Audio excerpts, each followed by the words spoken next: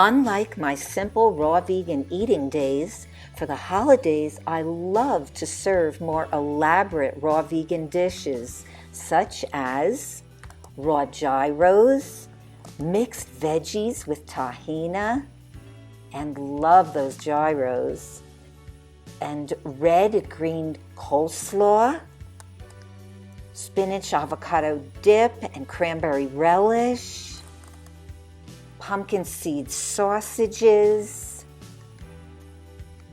local lettuce and sunflower greens with a pomegranate wreath, and mung bean sprouts, guacamole, and seasoned dehydrated oyster mushrooms, raw cheese, and sauces, Greek salad, mac and cheese.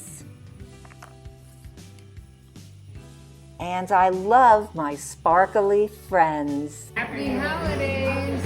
Happy holidays! We're here to wish you happy holidays.